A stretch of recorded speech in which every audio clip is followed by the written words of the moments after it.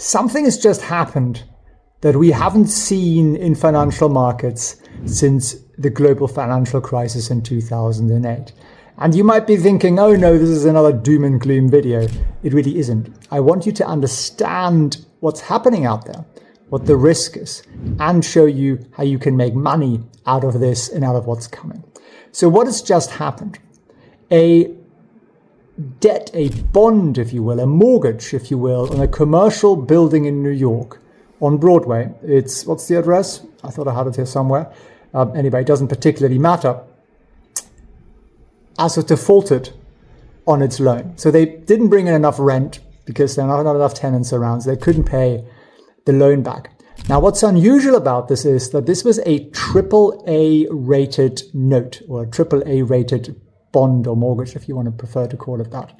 And that means the rating agencies came in and said, this is so frickin' sound, there is almost no way that anybody could ever lose money with this. So it'll pay you a very low coupon or interest because it's so safe.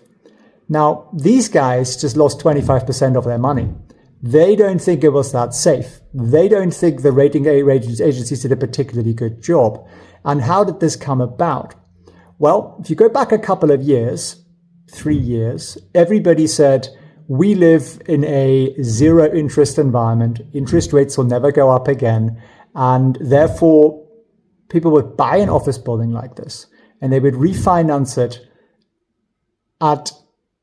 without putting very much money into it. So they say they put 10% money into it, they get a 90% loan because at 2 or 3% mortgage interest, they can afford to. And then they modeled it out and they thought, well, rates maybe will go up 1 or 2%. But of course, rates have gone up 5.25%, and the rating agencies in the infinite idiocy didn't see that coming, or at least they weren't risk aware enough. And then COVID came, people worked from home, less demand for offices now generally, and they have to refinance at these massively higher interest rates. And why am I telling you about this? Why does this matter? Because there is literally about $1 trillion worth of these mortgages due this year. So it's a massive refinancing wall that have to refinance what they're currently paying, call it 3%, and they're going to have to pay 8, 9, 10% for it. And do they have the cash flow to pay for that? A lot of them don't. And if you listen to the major commercial real estate guys out there, a lot of them are saying there is about 40% of the market that doesn't actually exist anymore. That is just value that was there in the past. It's like a stock that goes down from $100 to $60 and you still think it's worth 100. Well, it ain't unless it goes back up, which it probably won't unless the Fed comes in and saves us all. How would they do that? By aggressively cutting interest rates. But at the moment, that's getting delayed and it's getting delayed and getting delayed again. So what's the problem here then is that it's a very foreseeable event of massive mortgage defaults. Now, who is the bag holder here? It's banks mostly. And what happens when the banks lose 10, 20, 30, 40% of their commercial mortgages? Then they have a massive hole in their balance sheet, their BS. And yes, banks' balance sheets are an interesting construct anyway, but already they are underwater because they hold a lot of government bonds and they've lost a lot of value as well.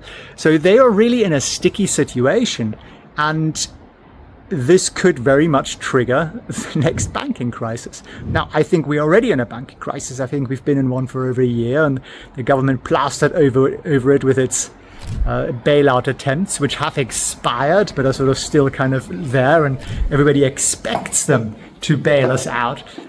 So therefore, the market hasn't completely freaked out and collapsed yet. But the risk is there that one morning you'll wake up and not one small bank, but maybe 5 or 10 or 20 or 25 will fail in a day. And that will spook the market. And my question to you is, do you know what to do in that event? Are you prepared in that event? Are you going to make money out of that event, which I think is quite likely? Now, of course, I haven't got a crystal ball. That doesn't mean it's necessarily going to happen, but it's likely to happen. And then you look at the reality of the US consumer. Like Yellen yesterday admitted that inflation was a problem for people and that people were struggling to pay their rent and pay for food and everything else. Because, yeah, inflation has been monstrous and salaries are a scandal. They just don't go up as much. And what it comes back to is that the way we've been brought up, the way we've been trained, I was told, get a good job and you'll be fine, sort of, job for lifetime kind of type thing. And of course, that isn't true. It's a lie. The only way you actually make money is by you working for yourself, making money, or owning a business, or making your money work for you. And most people don't know how to do that. Why not? Because we haven't been trained how to make money. We haven't been trained how to start businesses. We haven't been trained how to protect our money, how to protect our portfolio. And I want to change that. That's what the whole mission is here, right? That's the whole plan with this community and this channel, is actually teach you that.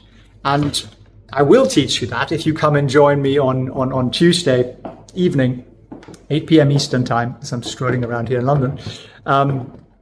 I'll be back, actually. I won't be in London then, but you'll be in a new location somewhere far away from you, possibly. And I will teach you like literally the 3 steps we do, the risk management we do, how we automate it, how we apply exactly the same strategy that some of the most successful hedge funds out there employ, and how we make money from that. And it's a skill. It's like, if you want to learn to become a really amazing driver, what's going on here with the light? There's something really funky going on there with the light. There we go. If you want to learn how to become an amazing driver, what do? You get in the car and you just drive up and down the highway forever? Probably not. You go and learn how to drive, right? You get yourself a coach. A, you don't go to jail, and B, you actually learn something and you actually become good at this. And why do people not do that with money, which is the one thing that actually gets them freedom? Some people do, but most of us don't, because we've just been taught that the bank deal with it. The bank is the same people who lend that money to this office tower that's just going bust, that's lost most of the money for its investors. And their plan B is, well, ask the government for a bailout, because they probably will. And that way, we don't really need to think about it. So the bankers are not the smart people. The bankers are the people who figured out that if they don't care about risk, they can make money. And if their trade blows up in their face, the government will step in and save them. That's what they've figured out. So do you want to hand your money over to those guys? That's the question you have to ask yourself, right? And I'm not saying all financial advisors are bad and so on. There are some good eggs, but for a lot of them, their incentive is just to sell you whatever they have to make the highest commission on. So I'm a big fan of learning yourself, empowering yourself. Teach a man to fish, you know how that goes. And that's basically what we do. So come and join me on Tuesday, and I will teach you that. And I will also throw in for free how you protect your portfolio for free, which again is a pretty simple thing to do. A couple of steps, you can automate it pretty much. And it'll put you in the driving seat. It'll put you in the power seat. It'll empower you to actually be in control of your finances, so you don't have to rely on some guy in a shiny suit. And that way you can actually set your own goals. You can set your own targets, and you can achieve what you want to achieve. Now, many people I ask, what's your goal? And they're like, I don't know, no idea, Felix. Oh my God, that's a scary question. And yeah, I know it's a scary question because most people don't ask themselves that. But the only way the only way you're going to get to where you want to get to is if you know where you want to get to. So write out what you want to get to. What do you want your life to look like? What do you want your day to be like? Where do you want to wake up? What do you want your house to look like? What do you want to drive? What do you want to eat? Who do you want to be with? And you do that, and now the scary part kicks in, which is you got to figure out how to get there, right? And that's why a lot of people don't want to write it out, because it makes it real. And you know what I would do then? I would tell people about it, especially the people I care about and the people who care about me. And if they laugh at your goals, then you know that's probably someone you don't want to hang out with that much. But if they say, how are you going to figure that? How are you going to get there? Then you're going to just say, well, I'm figuring that out, but I will get there. And that initial goal setting, that initial target, knowing where you're going to get to, makes so much freaking difference. So if you're only going to do one thing from this video, is sit down today and write out what you want in life. And then join me on Tuesday and I'll show you how I make money. And then you can decide if that's something you want to do. Maybe you don't want to do that. But how do you know until you've tried? I wish you a beautiful day. I wish you amazing success. Keep pushing on. Don't get scared by the news out there. In fact, I'd watch less news. But you have to understand what happens to your money and what happens to financial markets, because that's where all the money is at. Thank you for watching. See you on the next one. Felix here, and there is one AI investment theme that Wall Street and hedge funds are chasing right now, and it is not what retail investors like you and me are chasing. How do I know that? I used to be a banker. I still have a little bit of insight into what's going on in the industry, and I'm here to share that with you. So why aren't they chasing NVIDIA?